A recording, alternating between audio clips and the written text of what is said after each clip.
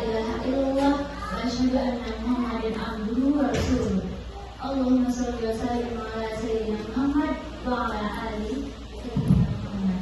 Amma ba'du.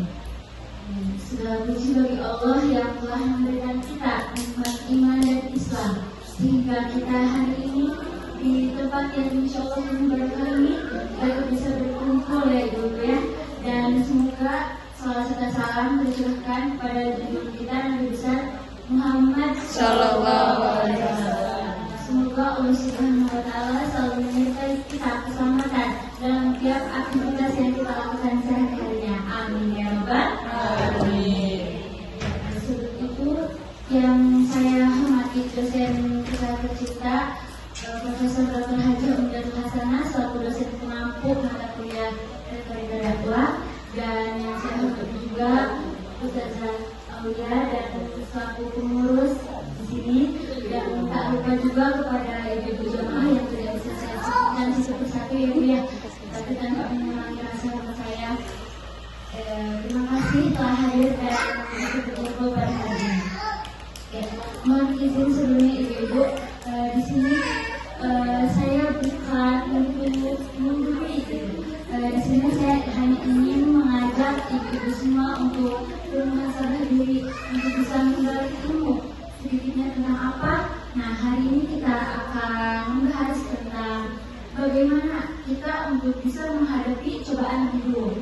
Nah, sebelumnya saya izin bertanya nih ke ibu semua sini, siapa di sini yang sudah pernah mendapat cobaan hidup? Kayak musibah gitu, ada yang pernah? Atau mungkin ibu di sini semua belum pernah gitu?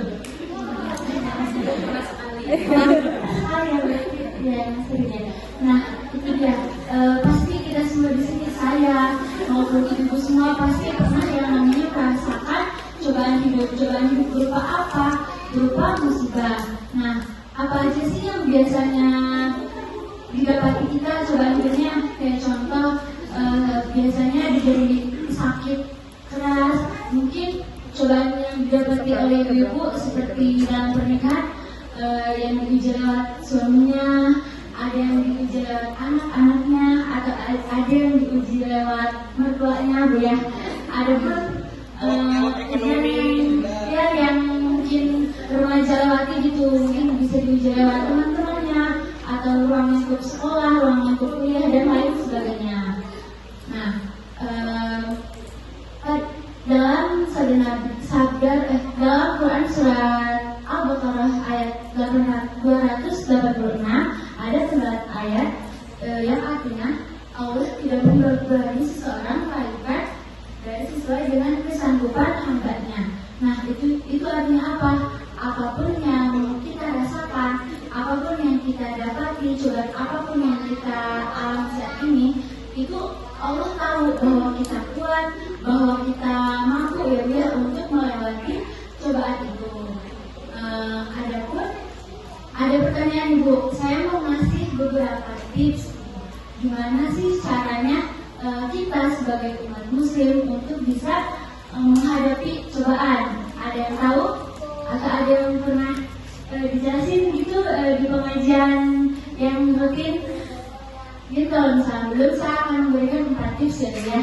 Nah, tips yang pertama itu ada sabar dan tetap husnuzon kepada Allah Subhanahu wa Ta'ala. Nah, ada yang tahu nggak di sini husnuzon itu apa? Apa ada yang pernah dijelasin? Kalau kalian tahu, saya akan menjelaskan. Jadi husnuzon itu berbaik sangka kepada Allah. Nah, yang pertama tadi apa? Sabar dan berhusnuzon. Jadi sabar dan berhusnuzon ini saling berkaitan. Ketika kita mendapati ujian hidup, ketika kita mendapati musibah, tentunya kita harus bersabar dalam artian bukan hanya diam gitu, bukan hanya pasrah dan berserah diri, akan tetapi kita mampu berusaha dengan menenangkan hati kita. Nah, selama kita berusaha untuk menenangkan kita juga jangan berburuk sangka gitu, jangan berpikir bahwa Allah itu jahat gitu, Allah tuh kenapa saya diberi musibah ini gitu. Dan padahal kita tuh nggak tahu sebenarnya Allah sudah menyiapkan sesuatu yang terbaik gitu. Nah, ada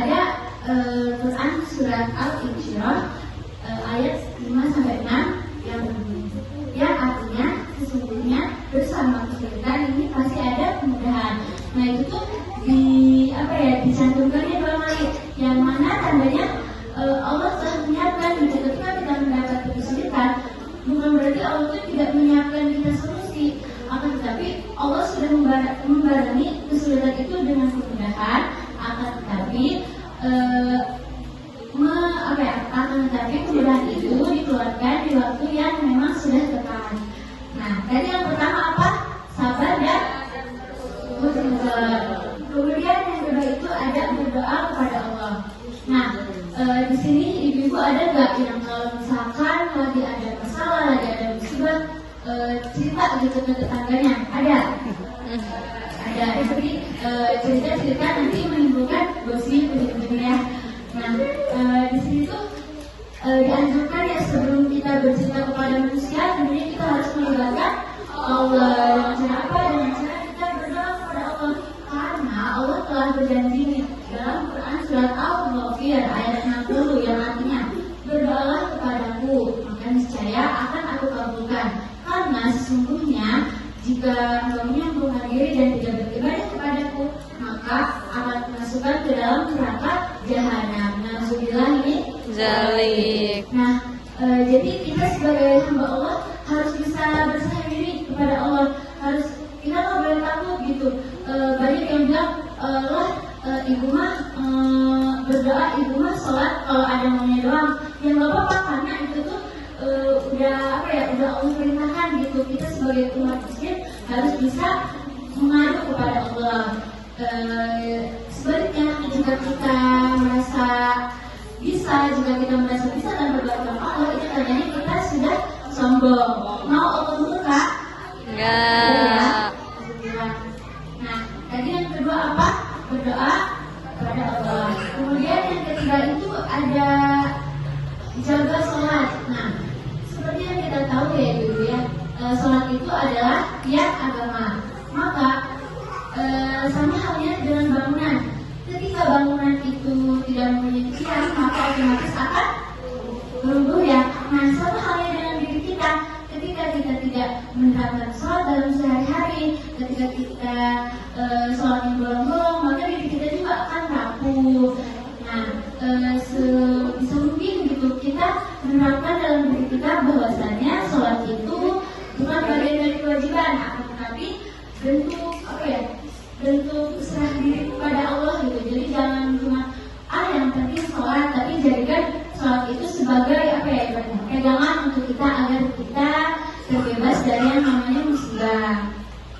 Nah, yang terakhir itu jangan memikul masalah sendiri ya. Nah, jika kita punya musibah, kita jangan merasa bisa sendiri gitu. Saya mau nanya, di sini ada ibu-ibu yang punya anak remaja mungkin SMP atau SMA? Ada ya? Nah, nah, coba deh selepas dari sini, selepas dari pengajian ini, ibu-ibu tanya ke anak-anak ibu, gimana kabarnya? Ada masalah atau enggak? Mungkin pertanyaan itu terlihat sepele, namun bisa jadi anak-anak ibu menyimpan masalah gitu yang emang sulit untuk diceritai gitu.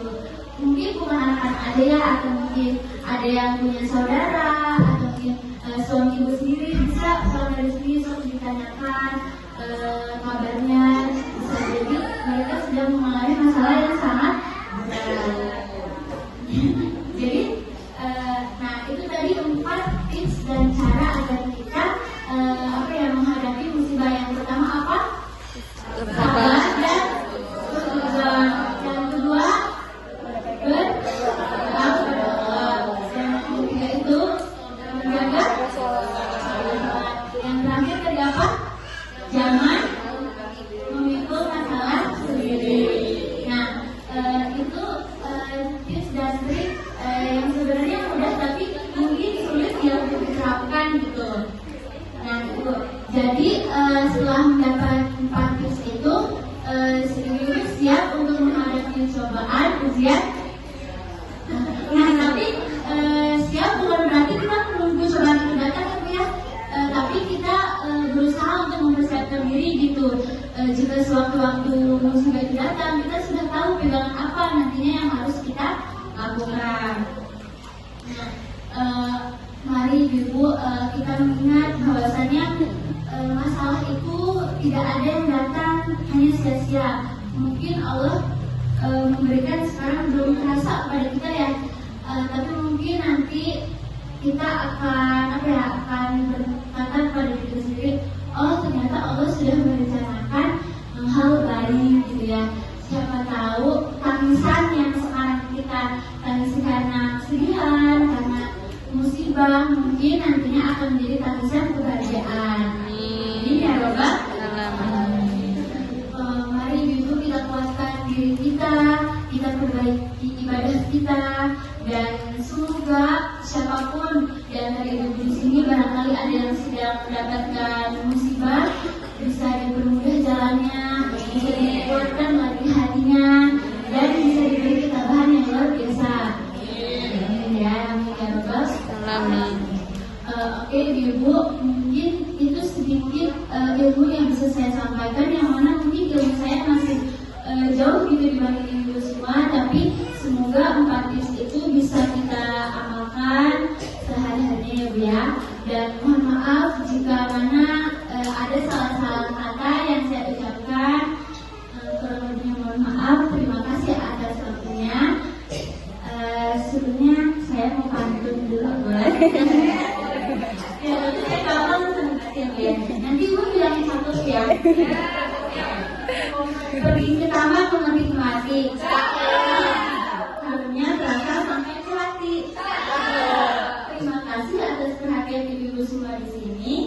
Semoga Allah membalas dengan kebaikan yang berlipat nanti. Amin. Wassalamualaikum warahmatullahi wabarakatuh.